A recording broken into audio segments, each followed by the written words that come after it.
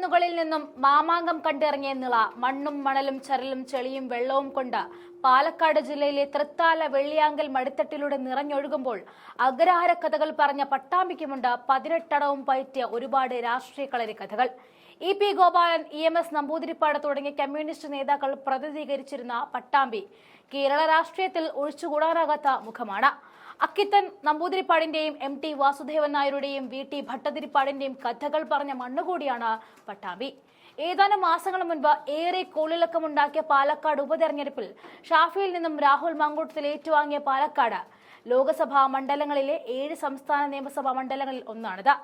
പട്ടാമ്പി താലൂക്കിൽ ഒരു മുനിസിപ്പാലിറ്റിയും 7 ഗ്രാമപഞ്ചായത്തുകളും ഉൾപ്പെടുന്നതാണ്. പട്ടാമ്പി മുനിസിപ്പാലിറ്റി ഒഴികെ കൊപ്പം, കുലുക്കല്ലൂർ, മുതുതല, ഒങ്ങല്ലൂർ, തിരുവേഗപ്പുറ, വല്ലപ്പുഴ, വിളിയൂർ എന്നിവ ഗ്രാമപഞ്ചായത്തുകളാണ്. മുസ്ലിം വോട്ടുകൾ ധാരാളമുള്ള ഇവിടെ ഹിന്ദു വോട്ടുകൾ 2ാം സ്ഥാനത്താണ്. പാർലമെന്റ് തെരഞ്ഞെടുപ്പ് പ്രകാരം പട്ടാമ്പി നിയമസഭയിലെ ആകെ വോട്ടർമാർ 1,82,113 അതിൽ 77.04% പോളിംഗ് കഴിഞ്ഞ തവണത്തെ തെരഞ്ഞെടുപ്പിൽ രേഖപ്പെടുത്തി. 162 ബൂത്തുകളിലായി പോൾ ചെയ്തു. ഇസ്ലാം വോട്ടുകൾ 55.34%, ഹിന്ദു വോട്ടുകൾ 43.73%, ക്രിസ്ത്യൻ വോട്ടുകൾ 0.86% കിഴിച്ചാൽ മറ്റുള്ളവ 0.07%. ഇവിടുത്തെ ഗ്രാമീണ വോട്ടർമാർ ഏകദേശം 1,08,758. നഗര വോട്ടർമാർ ഏകദേശം 73,355. മുസ്ലിം വോട്ടുകൾക്കും മുസ്ലിം സ്ഥാനാർത്ഥികൾക്കും ഏറെ പ്രാധാന്യമുള്ള ഈ മണ്ണിൽ കോൺഗ്രസിന് ഇത്തവണ ഭാഗ്യരേഖ തെളിയുകയാണ്. കോൺഗ്രസിന് സ്വാധീനം കുറഞ്ഞ 48 ബൂത്തുകളിൽ ഇത്തവണ അതിശക്തമായി തിരിച്ചു വരാനാണ് കോൺഗ്രസിന്റെ ഉറച്ച തീരുമാനം. കേരളത്തിന്റെ പ്രഥമ മുഖ്യമന്ത്രി EMS നമ്പൂതിരിപ്പാടിന്റെ 3 തവണ നിയമസഭയിലെത്തിച്ച മണ്ഡലമാണ് പട്ടാമ്പി. തുടർച്ചയായി ഇടതുപക്ഷത്തിനോടൊപ്പം നിന്ന പട്ടാമ്പി എന്നാൽ പിന്നീട് കോൺഗ്രസിനെയും പലതവണ പിന്തുണച്ചു.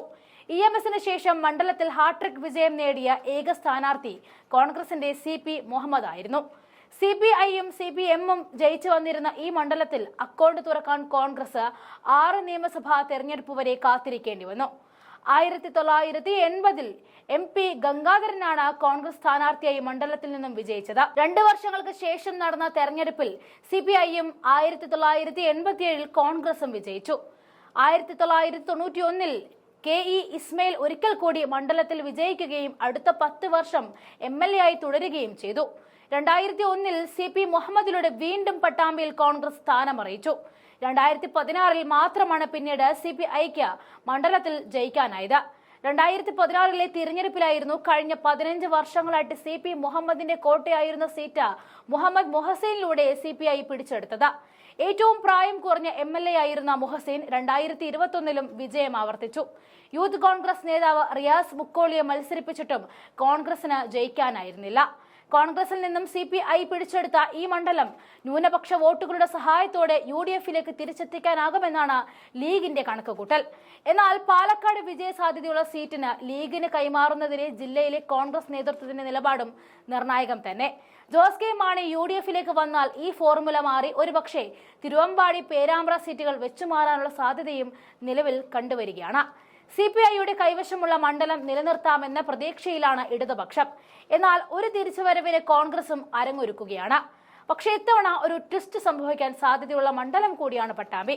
കാരണം CPIഎമ്മിന്റെ 3 തവണ മത്സരിപ്പിക്കില്ല എന്ന നിയമം നിൽക്കുന്നത് കൊണ്ട് തന്നെ കനയ്യകുമാറിന്റെ അടുത്ത വിശ്വസ്തനായ മുഹമ്മദ് മുഹസീൻ ഒരുപക്ഷെ ഇരുളടഞ്ഞതിന്റെ രാഷ്ട്രീയ ഭാവി ഓർത്ത് CPIഎമ്മിൽ നിന്നും രാജിവെച്ച ഉറ്റതോഴനായ കനയ്യകുമാർ രാഹുൽ ഗാന്ധിയുടെ വാക്കുകേട്ട് കോൺഗ്രസിൽ ചേർന്ന പോലെയൊരു സാധ്യതയും തള്ളിക്കളയാനാകില്ല.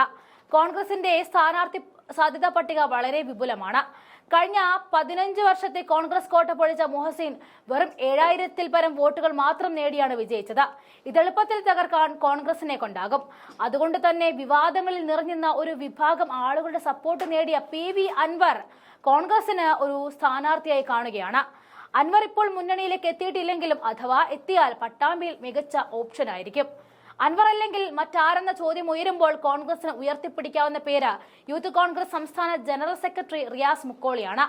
റിയാസ് മുക്കോളി സ്ഥാനാർത്ഥി ചർച്ചകളിൽ തുടക്കം മുതൽ ഉയർന്നു കേട്ടിരുന്ന റിയാസ് മുക്കോളി തവനൂരിൽ നിന്നും ജനവിധി തേടുമെന്നായിരുന്നു കരുതിയതെങ്കിലും പട്ടാമ്പി സീറ്റായിരുന്നു കഴിഞ്ഞ തവണ അനുവദിച്ചത്. എങ്കിലും തന്നെ പാർട്ടി ഏൽപ്പിച്ച ജോലി കഴിഞ്ഞ തെരഞ്ഞെടുപ്പിൽ നല്ല ഭംഗിയായി തന്നെ റിയാസ് ചെയ്തിരുന്നു. തദ്ദേശീയ തെരഞ്ഞെടുപ്പിൽ ചില LDF കേന്ദ്രങ്ങൾ UDF തിരിച്ചുപിടിച്ചു എന്നത് യാഥാർത്ഥ്യം നിലനിർത്തിക്കൊണ്ട് തന്നെ തിരുവമ്പാടി കോൺഗ്രസ് മുസ്ലിം ലീഗിന് കൊടുത്താൽ ലീഗ് ഈ സീറ്റ് ആവശ്യപ്പെടും. അഥവാ കോൺഗ്രസിന് തന്നെയാണ് സീറ്റെങ്കിലും ഒരു മുസ്ലിം ഭൂരിപക്ഷമുള്ള മണ്ഡലം എന്ന നിലയിൽ തന്നെ മുസ്ലിം സ്ഥാനാർത്ഥിയായിരിക്കും നിൽക്കുക. എന്തായാലും ഉറച്ച മണ്ണിൽ ഉറച്ച സ്ഥാനാർത്ഥിയായിരിക്കും ഉണ്ടാവുക.